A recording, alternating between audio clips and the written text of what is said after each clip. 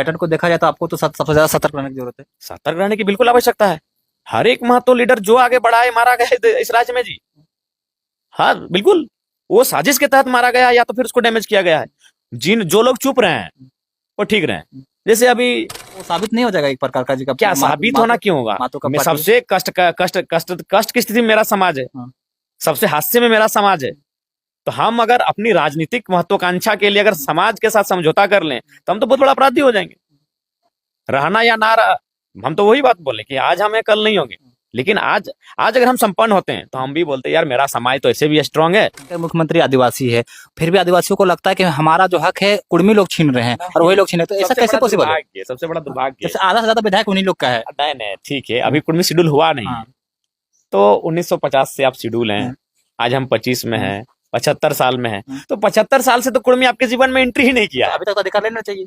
75 सालों से कुर्मी का तो आपके जीवन में एंट्री है ही नहीं। तो फिर आप अगर 75 सालों में भी अगर आप अपने आप को नकारात्मक पॉइंट पे पा रहे हैं तो आत्मविश्लेषण करने की आवश्यकता है। हाँ, हमें भी तकलीफ है भाई कि एक आदिवासी समूह क्यों आज 75 सालों के बाद भी हाशिए में क्यों रहेगा? उनके पास सुविधाएं, उनके पास व्यवस्थाएं, उनके लिए विशेष आयोग, उनके लिए विशेष सुविधाएं, विशेष पैकेज, उसके बाद भी हाशिए में है। तो उनको आत्मचिंतन करने की आवश्यकता है कि उनका हकमारी कौन कर रहा है। हम अभी शेड्यूल हुए नहीं तो फिर भी दोस्त दे रहे हैं महतो लोग को। बहुत ही आश्चर्यजनक, वही तो बोले, एक नफरत का जो उनके अंदर एक बहुत बड़ा नफरत का बीज तैयार किया जा रहा है। की स्थिति में मृत्यु हो गई लेकिन जांच नहीं हो पाया। देखिए, निर्मल महतो पे गोली चली दुनिया ने देखा, सुनील महतो पे गोली चली दुनिया ने देखा, लेकिन विनोद बिहारी महतो मार दिए गए किसी को नहीं दिखा। सुधीर महतो एक रसगुल्ला खा के स्वर्ग सिधार गए, किसी को नहीं देखा। कोरोना काल में 2 ही नेता को नुकसान हुआ। मैं ये बात तो मैं सदन में भी उठाने वाला था, एक इंद्रजीत महतो, दूसरा जगन्नाथ महतो। ये केवल संयोग नहीं है, ये बहुत बड़ा प्रयोग है।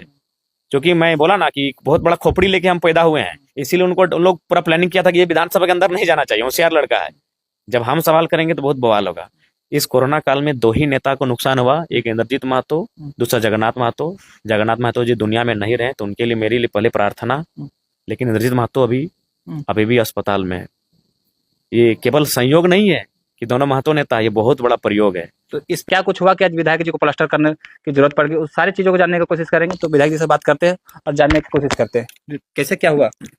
देखिए, ये तो लगभग हमको लगता है पुराना चोट है।